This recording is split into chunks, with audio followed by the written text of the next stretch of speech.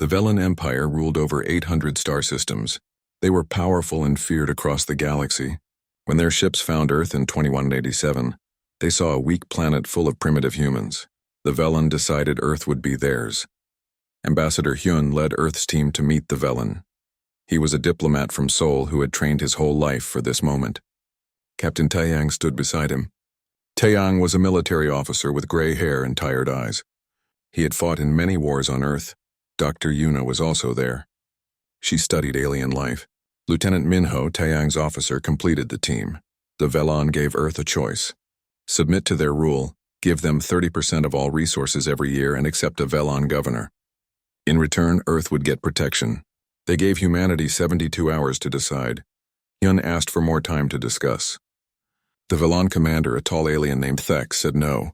When Hyun tried to talk about better terms, Thek showed them what happened to those who argued. A beam of super-hot energy fired from space. It hit Beijing. 4 million people died in seconds. The city turned to ash and glass. You have 71 hours now, Thek said. The screen went black. On Earth, every alarm in every city started screaming.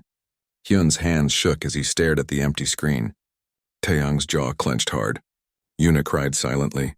Minho touched his weapon, knowing it was useless against such power. Earth's governments met in emergency meetings. Some leaders said they should surrender. Others wanted to fight. But everyone knew the truth. Earth had basic weapons and simple fusion power. The Velan could destroy whole planets from far away. 53 hours later, Earth sent their answer. They would agree to discuss terms, but they needed guarantees for their territories and cultures. It was a fair request. A starting point for peace talks. Thex did not care about fairness. 16 massive Velan warships opened fire on Earth. Weapons rained down from space like meteors of death. They hit every major city on 5 continents at the same time. Military bases exploded. Government buildings vanished. Homes turned to dust. The attack lasted 4 hours. When the weapons finally stopped, 6,200,000,000 humans were dead.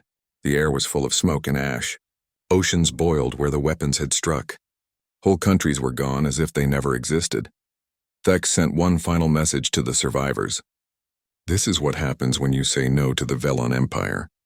The humans who are left will remind others not to question our power. Deep underground in a bunker beneath Seoul, Captain Taeyang watched the numbers on his screen. His wife Sora was dead. His daughters Hana and Leah were dead. Everyone he commanded was dead. Half of all humans were gone. Minho sat next to him, staring at nothing. His entire family had been in Busan when the weapons fell. Yuna was in the corner. Her brilliant mind tried to understand how so many people could die so fast. Hyun stood at the communications desk. His hands had stopped shaking. When he spoke, his voice was colder than space itself. Captain Taeyang, Hyun said quietly, I think it is time we show the galaxy what real monsters look like. Taeyang looked up. For the first time since the attack, something appeared in his eyes. Not hope, something darker, something the Velan would learn to fear. Yes, Taeyang said. Let us wake up Baba Yaga. For 70 years, Earth had been preparing in secret. Hidden projects in asteroid fields and deep ocean trenches. The public never knew. Most world leaders never knew. When Earth detected an alien warning signal in 2115, some people listened. Some people prepared. They built Project Baba Yaga. Now it was time to use it. The Velan thought they had won. They thought Earth was broken and defeated. They were wrong. They had not broken humanity. They had just freed humans from every rule, every mercy, every reason to hold back. The Velan Empire had killed 6 billion humans to make an example. Now Earth would make an example of the Velan, and the galaxy would learn what happens when you try to destroy humanity. Baba Yaga was waking up, and she was very, very angry. 3 weeks passed after the Great Killing. The Velan Empire declared Earth defeated. They put 50,000 soldiers on the planet's surface. 8 warships stayed in orbit to watch.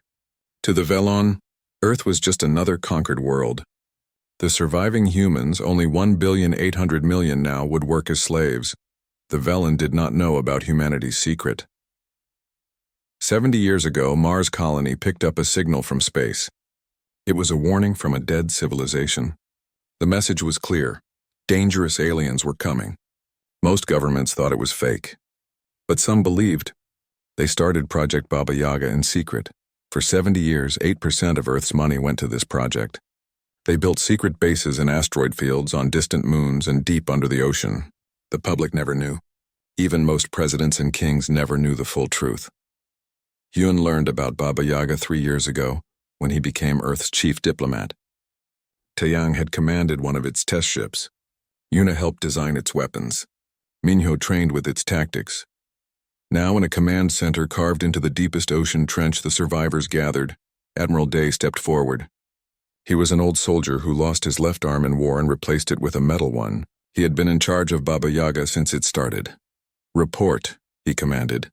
Across the holographic map, hidden assets appeared. Stealth ships throughout the solar system, weapon platforms on comets, robot drone armies in the far reaches of space, biological weapons in frozen storage, and something else that made even Hyun feel cold inside. "The Reaper fleet is ready," reported Commander Nari. She was supposed to have died in Beijing, but that was part of the plan. Key people had been secretly replaced with doubles while the real ones went underground. 27 ships, fully armed, invisible to enemy sensors. The Reaper fleet was humanity's answer to a simple question: how do you fight an enemy with better technology? The answer was simple and terrible. You do not fight fair. Each Reaper ship was small and fast. Special materials made them almost invisible. They carried no energy weapons that would give off heat. Instead, they had kinetic weapons that fired physical projectiles, biological weapons that spread disease, tiny robot swarms that ate through metal, and experimental quantum torpedoes that could pass through shields. But the real weapon was not the ships. It was what humans were willing to become. "Begin Phase 1, Admiral Day ordered. The Valon think they won. Let us teach them about human monsters." Lieutenant Jiho pulled up a map of the Valon soldiers on Earth. "Sir, we can see all 50,000 of them. Most are in their main base. The rest are spread across 3 continents. Kill the scattered ones first," Taeyang said. His voice had no emotion left. "Make it silent. Make it complete." Across Earth's burned surface, ghost teams moved. Special Forces soldiers who trained for decades in secret warfare activated. They wore no uniforms. They carried no identification. They were invisible. In the ruins of Jakarta, Sergeant Wanho cut the throat of a Valen guard.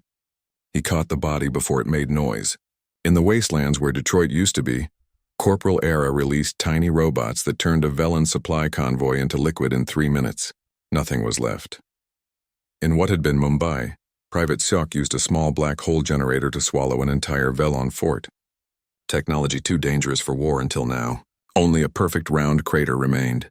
Over 6 days, 4,000 Velon soldiers vanished.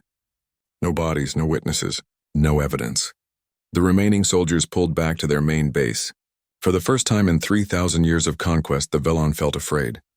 "Phase 1 complete," Nari reported. "The Velon are asking for help." Admiral Day smiled. It was not a kind smile. "Good, let them bring more soldiers. The more Velon that come here, the more we get to kill." Hyun stepped up to send a message. This time there was no encryption. He wanted every Velon ship to hear. "You wanted to make an example of humanity," Hyun said. His voice was ice. "You wanted to show the galaxy what happens to those who defy the Velon Empire. Thank you, because now we will show the galaxy what happens when you wake the monster under the bed. You call yourselves an empire. We call you prey." The message ended. On the Velon flagship in orbit, Commander Thex heard the message. His officer reported more disappearances. Sensors showed strange readings throughout the system. Ships that appeared for a second then vanished. "Call the 4th Fleet," Thex ordered. "All ships. I want this system cleansed." He did not understand yet. By the time he did, it would be too late. Baba Yaga was coming. And she was hungry. The Velon 4th Fleet arrived at Earth with overwhelming power. 47 warships, including 8 massive dreadnoughts and the Emperor's personal flagship called Eternal Dawn. High Admiral Karn commanded them. He had conquered 200 worlds and never lost a battle. Karn looked at the blue and green Earth with disgust. This is too much force for a broken civilization, he thought. But after soldiers kept disappearing, the command wanted to be sure. "Deploy sensors everywhere," Karn ordered. "Find every human and every piece of equipment bigger than a shuttle. If they have resistance forces, find them and kill them." His sensor officer, a young Velon named Pix, worked the controls. "Sir, we are getting strange readings throughout the system. Multiple contacts that appear and disappear. Could be sensor problems, just sensor problems, Karn said. These primitives got lucky with some surprise attacks. We will burn everything within range of this planet and finish this. In the Deep Ocean Command Center, Admiral Day watched the Velan fleet take positions. Captain Taiyang studied their formation like a hunter studying prey. They are grouped too close, Taiyang said. Their shields overlap for protection, but that makes them predictable. Standard Velan tactics, Nari added. They have used the same strategy for 3,000 years because they never needed to change. Their mistake, Day said. He turned to his officer. Signal the Reaper fleet. Execute Black Harvest. Throughout the solar system, 27 ghost ships got their orders. These vessels represented 70 years of secret research. Their hulls bent light around them. Their engines produced no heat, no thrust signature, no evidence they existed. The Reaper destroyer Silent Requiem under Commander Jiho drifted into position 3,000 kilometers from the Velan formation. At this range, normal human weapons would be useless. But Silent Requiem did not carry normal weapons. Battle stations, Jiho announced. His crew of 43 had trained for this for 15 years. Half lost families in the bombardment. The other half lost entire cities. Load quantum torpedoes. Target the dreadnought Crimson Throne. Lieutenant Mina, Yuna's younger sister, worked her station. Torpedoes loaded. Quantum lock achieved. Fire. 6 torpedoes launched in complete silence. They were invisible to sensors. They did not travel through normal space. Instead, they passed through dimensions, going through the Velan shields as if the shields did not exist. They appeared inside the Crimson Throne. The dreadnought exploded from the inside. Its reactors breached at the same time. The blast destroyed 3 nearby escort ships. On the Eternal Dawn, High Admiral Karn jumped to his feet. Report, what happened? Unknown, sir, Pick shouted. The Crimson Throne just exploded. Internal damage, but there is no projectile, no energy weapon, nothing. Shields to maximum. All ships. 4 more Velan ships exploded at once, scattered through the formation. Then 6 more. The proud Fourth Fleet fell into chaos as vessels died without warning, without visible attackers. We are under attack. Karn roared. Return fire. All weapons. At what, sir? We cannot see them. Sensors show nothing. The Reaper fleet moved like ghosts through the formation. Each ship carried only 3 volleys of quantum torpedoes. The weapons were too expensive to make more, but 3 volleys were enough. Vengeance Aria destroyed 2 dreadnoughts. Last Goodbye crippled the flagship's engines. Mother's Tears released a swarm of tiny robots that consumed an entire support fleet from inside, turning the crews to liquid while leaving the ship hulls intact. Release the demon swarms, Admiral Day ordered. From hidden positions on asteroids, millions of AI-controlled micro-drones activated. Each was no bigger than a fist. They flew at incredible speed toward the Velan fleet. The Velan defense systems designed to stop missiles were overwhelmed. The drones struck like a metal plague. They burrowed into ship hulls, cut power lines, destroyed oxygen systems, and targeted life support. Within minutes, 17 Velan ships were floating dead in space, their crews frozen or suffocated. High Admiral Karn watched his fleet die around him. In 30 years of military service, he had seen civilizations fall before Velan power. But this was different. The humans were not just fighting back. They were hunting. Retreat, he ordered. All ships, emergency jump. Leave this system now. But Taiyang had prepared for this. Hidden among the outer planets were gravity generators that prevented faster-than-light travel. They activated, creating massive distortions that trapped the fleet. They are trapped, Taiyang said with cold satisfaction. Now we show them what we showed their garrison. Human soldiers in powered armor boarded the crippled Velan ships. They moved through corridors like nightmares, showing no mercy, taking no prisoners. Sergeant Wanho led a team through a damaged Velan cruiser. They found crew members hiding, begging for mercy. Wanho thought of Beijing, of 4 million dead, of his nephew who had been visiting the city. Remember what they did to us, he said to his team. His voice was cold and certain. Not one survives. The assault lasted 6 hours. When it ended, the Velan Fourth Fleet was destroyed. 47 ships gone or captured. 68,000 Velan dead. Human losses. 14 killed. 32 wounded. Admiral Day stood in silence, knowing this was just the beginning. They will send more, Nari said quietly. Let them, Taiyang replied. He looked at the scarred Earth. For every human they killed, we will destroy 100 of them. They wanted to make an example of us. Now we make an example of them. The message went out to the entire Velon Empire. You killed 6 billion of us. You thought we were weak. You were wrong. We are Baba Yaga, and we are coming for you. For the first time in 3,000 years, the Velon Empire felt fear. The destruction of the Fourth Fleet shocked the Velon Empire. In the capital city on Velon Prime, the High Council met in emergency session. 12 council members debated in a circular chamber surrounded by holographic images of their conquered worlds. This is impossible, declared Councillor Vex. His scales rippled with worry. A primitive species cannot destroy a full fleet. There must be another explanation. Maybe the ships malfunctioned. Watch the recordings again, interrupted Councillor Thren, the eldest council member. She showed the battle footage. The council watched in silence as ships exploded from within, as invisible attackers destroyed their formations, as the mighty Fourth Fleet became wreckage.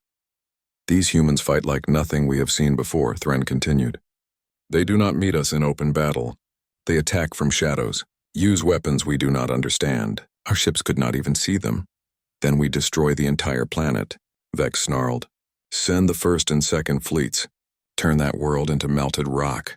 Leave nothing alive. We already tried that, Councillor Mech said quietly, reading data. High Admiral Karn sent a ship to bombard the planet before he died. It was destroyed before it could fire a single shot. The humans were waiting for exactly that. In the Ocean Command Center, this was true. The Dreadnought had been destroyed by the Reaper ship Father's Wrath. Captain Siak personally fired every torpedo into the ship's weapons. Earth would not burn again, but Earth's defenders knew they had only won one battle. The Velon Empire had nearly 1,000 star systems. Their total fleet had over 20,000 warships. Earth had 27 Reaper ships and whatever weapons they could build in the ruins. We cannot win a normal war, Admiral Day said to his staff. Even with our surprise weapons, the numbers are against us. For every ship we destroy, they can build 10 more. Then we do not fight a normal war, Hyun replied.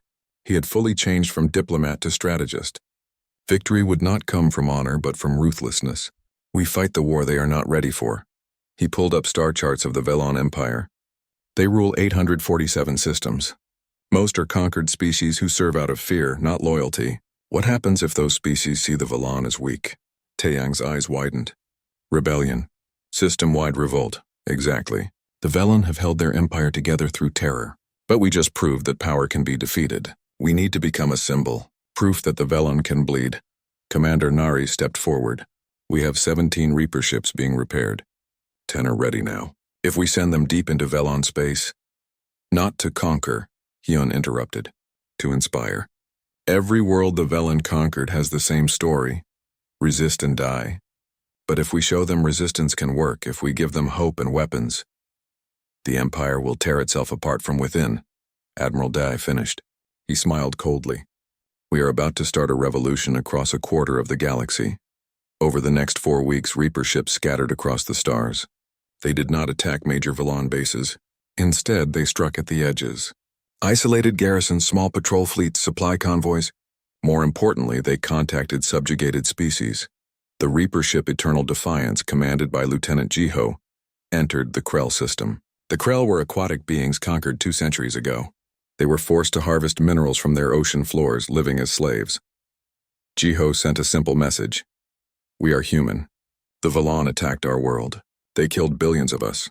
We killed them back. We can teach you how. The Krell resistance responded carefully.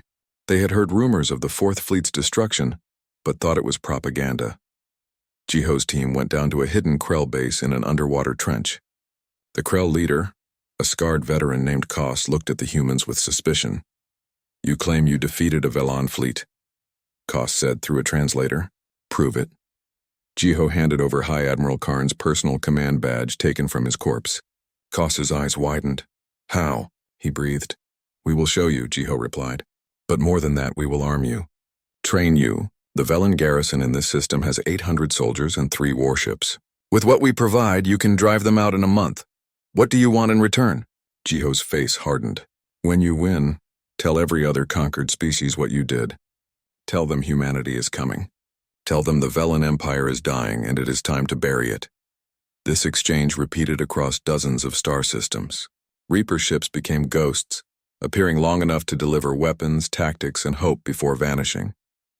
They provided plans for improvised bombs, quantum torpedo designs, biological weapon formulas, and stealth technology.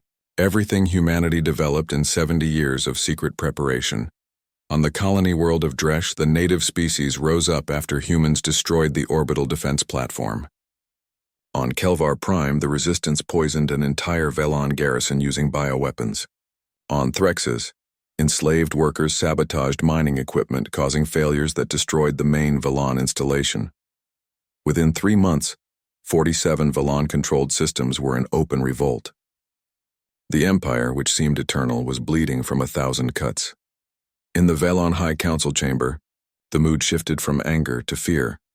"We are losing control," Counselor Mex reported, his voice shaking. "The humans are not just attacking us. They are weaponizing every species we conquered. Our garrisons are being overwhelmed. Supply lines are breaking. Entire sectors are going dark. How many ships have we lost?" Counselor Thren demanded. 412 confirmed destroyed. Another 600 damaged or missing. The humans hit us and vanish. By the time help arrives, they are gone, and the local population has rebelled. The Velon Empire was trembling. For the first time in their history, they understood what it meant to be prey. 6 months after the massacre, the Velon Empire was in chaos. What started as a few uprisings had spread into a galaxy-wide revolution. The humans fought like nothing the Velon had seen before. They fought like a disease, invisible, relentless, and completely without mercy. Commander Nari stood on the bridge of the Silent Requiem, studying the Velon military installation on Thraxus 3. The planet was a major shipyard, building new vessels to replace lost ones. Destroying it would set the Velon back by months. "Approach planned," reported Lieutenant Ara. "Stealth systems at maximum. We are invisible." "Good," Nari said. "Deploy the payload when we are in range. Then we leave before they know we were here." The Reaper ship slipped through the Thraxus system like a shadow. The Velon had tripled their sensors, deployed warning satellites, and established patrol grids. But human stealth technology was beyond their ability to detect. When Silent Requiem reached optimal range, it released tiny robot weapons specifically made to target Velon metal structures. The microscopic machines drifted toward the shipyard on solar wind, invisible and patient. By the time the Velon detected the contamination, it was too late. The tiny robots ate through structural supports, cut power lines, and dissolved the hulls of 17 ships under construction. The shipyard collapsed, a cascade of failing systems and explosions. 12,000 Velon workers died. Silent Requiem was already light years away when the shipyard exploded, but humanity was not just targeting military sites. They were waging psychological warfare on a scale the Velon could not understand. In the suburbs of Velon Prime's capital city, a military commander named Thex lived with his family. He was the same commander who had ordered the Beijing strike.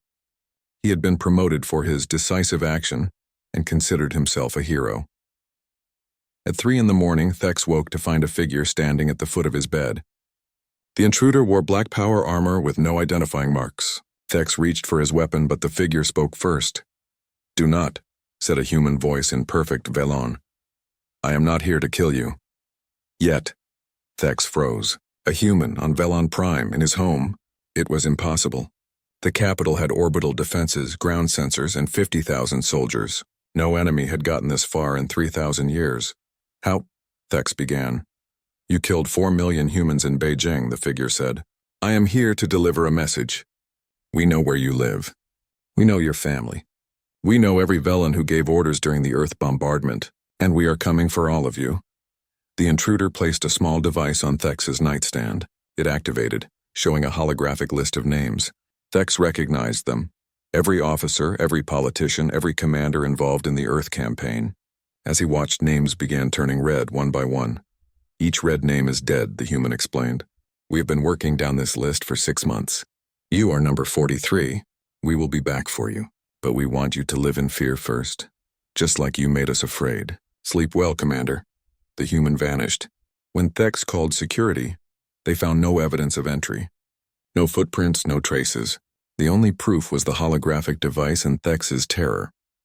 The recording of Thex's panicked call leaked to the Galactic network within hours.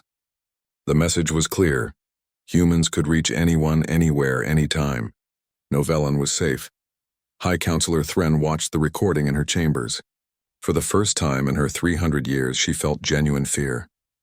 These humans were not just soldiers. They understood not just how to kill, but how to terrify. They are not trying to conquer us, she whispered. They are trying to break us. And it was working. Across the Empire, Velan commanders resigned. Some fled to remote colonies. Others tried to negotiate private surrenders. The unity that held the Empire together for 3,000 years was breaking. On Earth, the survivors were rebuilding. But not the world that had been. The old nations and governments were gone. Admiral Day established the Terran Mandate, a unified human government with one purpose: ensure what happened to Earth never happened again. General Taiyang oversaw training of new forces. Survivors who could fight learned the brutal lessons of the past months. Even children as young as 12 were trained in guerrilla tactics. Not because humanity wanted child soldiers, but because every human had to be ready if the Velan returned in force. Dr. Yuna, in a rebuilt research facility, continued developing weapons that crossed ethical lines, biological agents targeting specific genetics, tiny robot weapons that could sleep for years before activating, quantum devices that could destabilize stars. Are we becoming monsters? She asked Hyun during one inspection. Hyun, now Minister of External Affairs, considered carefully. Yes, he said finally. But we were made into monsters. The Velan chose genocide over negotiation. They taught us that mercy is weakness, that compassion is fatal. So now we teach them the same lesson. What if we cannot go back? Yuna pressed. What if, after all this killing, we cannot remember how to be the people we were? Hyun looked at her with sorrowful eyes. Then that is the price we pay. The Velan took our innocence with our lives, but at least we will be alive to regret it. That is more than they gave our 6 billion dead. Back in Velan space, the terror campaign continued. Human teams hit random targets: spaceports, power stations, water facilities, government centers. The pattern seemed chaotic until Velan intelligence realized humans were targeting infrastructure, not military. They were creating a humanitarian crisis. On 17 worlds, Velan civilians found themselves without power, water, or food distribution.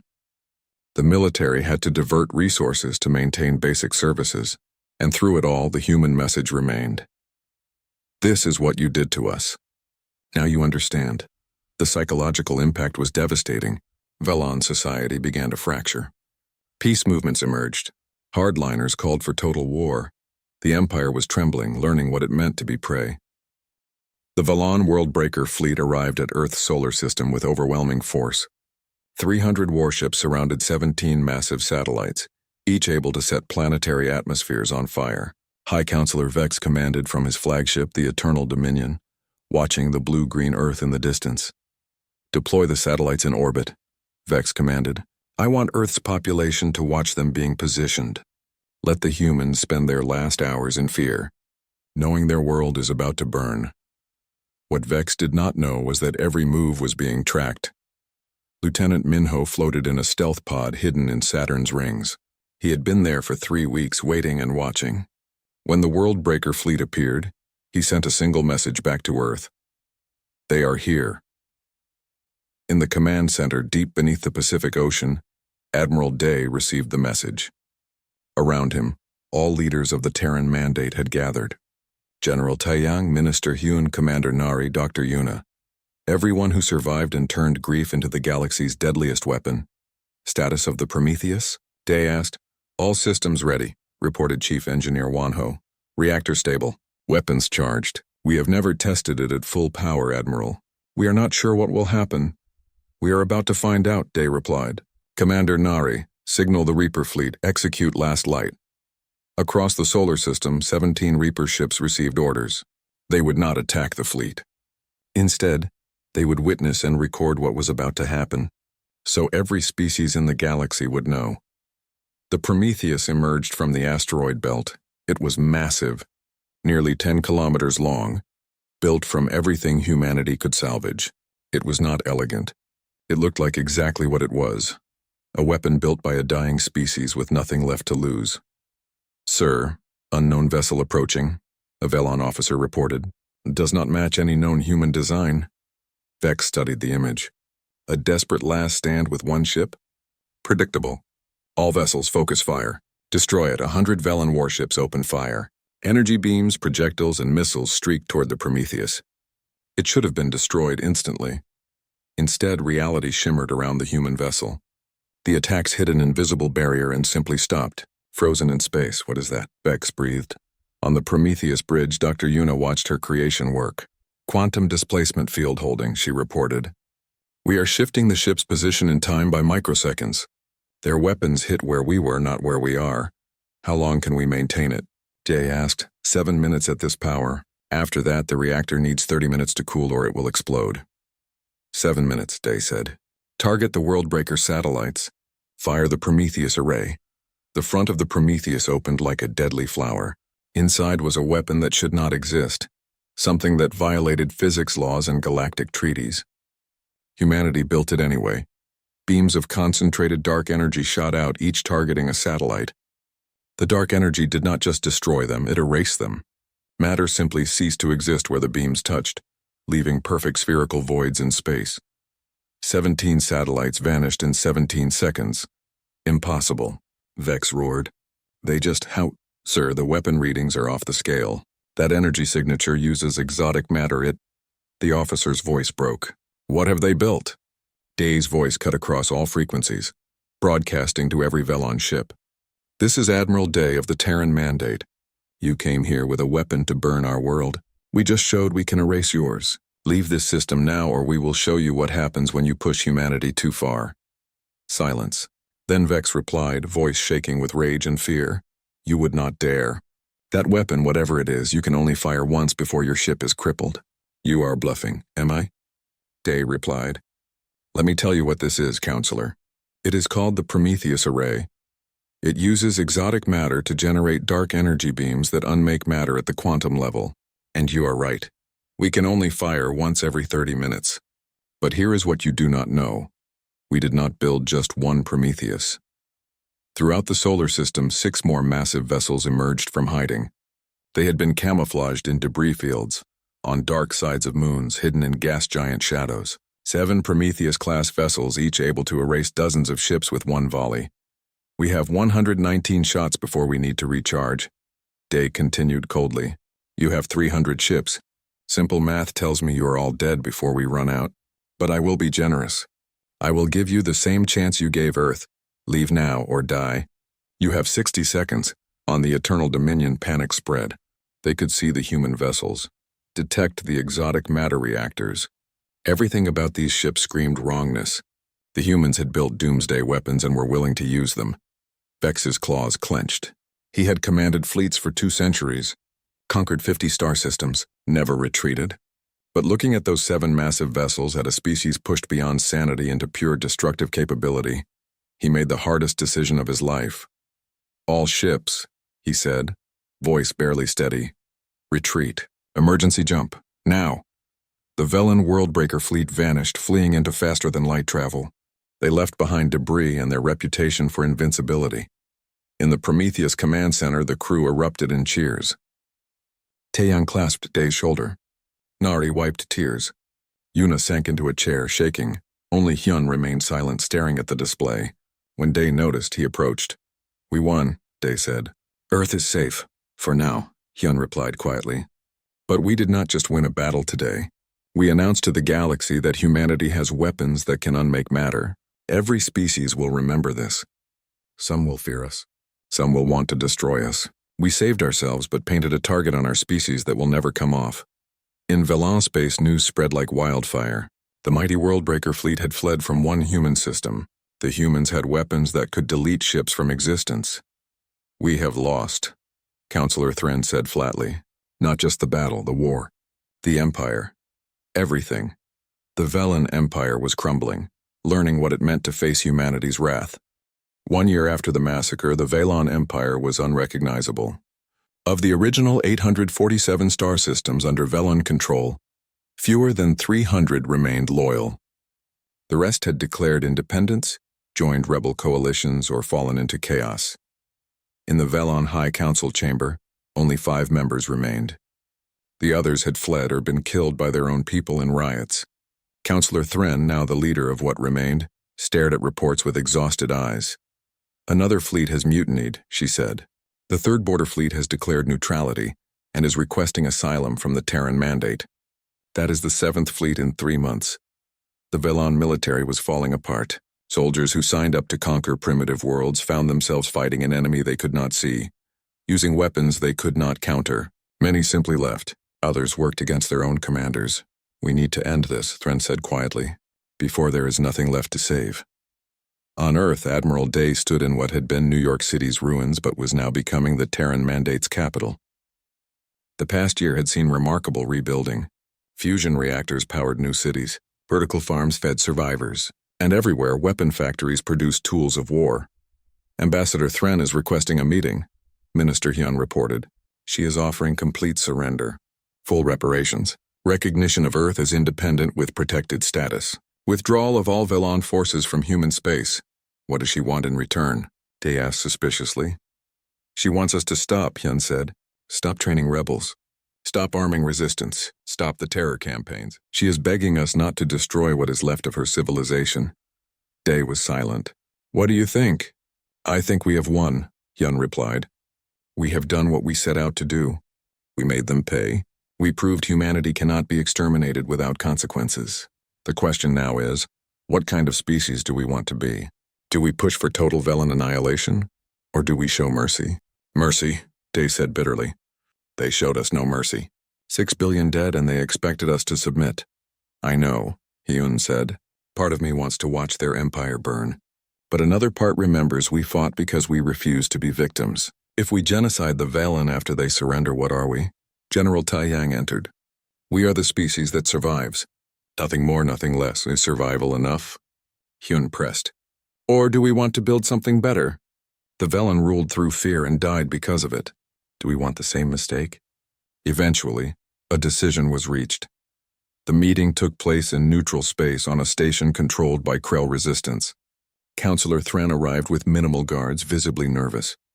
The humans had shown they could reach anyone, anywhere. She had no guarantee they would not kill her. Admiral Day, Minister Hyun, General Taeyang, and Commander Nari represented humanity. The room was austere and dominated by a holographic display showing Earth before the bombardment, green, blue, alive. "That is what you destroyed," Day said. 6,200,000,000 lives. Centuries of culture. When you look at that, Counselor, what do you feel? Thren's scales shifted color. A Velan sign of shame. "Regret," she said quietly. "I argued against the bombardment. Commander Thex convinced the Council that force would make you submit. I voted against it. Not that it matters now." "No, it does not," Taiyang said coldly. "But at least you acknowledge it was wrong." "We are here to discuss terms," Hyun said. "You offered surrender. Before we accept, understand what that means. The Velan Empire as it was is over. Systems that declared independence remain independent. Your military will be reduced to defense only, and humanity will have permanent observers on Velan Prime with authority to intervene if your government attempts aggressive expansion again." "We accept," Thren said immediately. "What about reparations?" "We do not want your money," Day said. "We want something else. The Velan Empire has technology humanity lacks. You will share it, all of it. Scientific databases, industrial techniques, medical technology, everything. You will help us rebuild what you destroyed and help us become strong enough that no one will try this again." "And the terror campaigns?" Thren asked. "Those stop when you sign the treaty," Hyun said. "But understand we will be watching. If we see any sign the Velan are rebuilding military to pre-war levels, if we detect preparation for revenge, if you threaten another species like you threatened us, the Reaper fleet will return. And this time we will not stop with your military. We will erase Velan Prime from existence. Do you understand?" Thren understood. She had seen footage of the Prometheus array erasing matter from reality. She had watched her empire crumble. She knew the humans were not bluffing. "I understand," she said. "We will comply with all terms." The treaty was signed 3 days later. The Velan surrender marked the end of the 3,000-year-old empire. Across the galaxy, former subject species celebrated. The Krell held festivals. The Dresh declared a planetary holiday. Species humanity had never met sent thanks. But on Earth, the mood was somber. In the memorial in Seoul, now completed. 6 billion names stretched across kilometers of black stone. Visitors walked among them in silence. General Taeyang found his family's names as he did every week. "We won," he said to the carved stone. "I hope you would be proud. I hope you would understand why we did what we did." Dr. Yuna approached with flowers. "They would understand," she said gently. "They were human. They would have done the same to protect their families." "Would they?" Taeyang asked. "We became monsters, Yuna. We built weapons that should not exist. We tortured prisoners. We starved civilians. We became exactly what we fought against." "No," Yuna said firmly. "We became what we needed to survive. The Velen chose genocide. We chose to live. Those are not the same." Minister Hyun and Admiral Day joined them. The four leaders who guided humanity through its darkest hour stood together. "What happens now?" Nari asked, arriving from orbit. "We rebuild," Day said. "We grow. We make sure Earth becomes strong enough that no one will threaten us again. And we help other species defend themselves. We become guardians instead of victims," Hyun added. "We take the weapons we built and use them to create a galaxy where genocide becomes impossible." "That is a nice dream," Taeyang said. "But let us not forget what we are. We are Baba Yaga now, the thing monsters fear. Some will see us as saviors. Others will see us as the next threat. Then we will be what we need to be," Yuna said. "Saviors to those who need us. A threat to those who harm innocents. We did not choose this, but now that we are, we might as well make the best of it." Above them, stars shone through Earth's clearing atmosphere. Among those stars, 17 Reaper ships patrolled. In secret facilities, Prometheus-class vessels were maintained. In training centers, new soldiers learned the war's brutal lessons. Humanity had been pushed to extinction's edge and responded by becoming something the galaxy had never seen. A species that stared into the abyss, jumped in, and climbed back out with weapons made from darkness itself. The Velen Empire wanted to make an example of Earth. Instead, they created a legend, and in the years that followed, when aggressive species considered attacking weaker civilizations, when tyrants contemplated genocide, when conquerors eyed peaceful worlds, a warning spread through the galaxy. Remember what happened to the Velen. Remember what happened when they killed 6 billion humans. Remember Baba Yaga. And because they remembered, many chose peace, not because they were good, but because they were afraid. And sometimes fear is the only thing that keeps monsters from acting like monsters. Earth learned that lesson the hard way. Now the galaxy learned it too.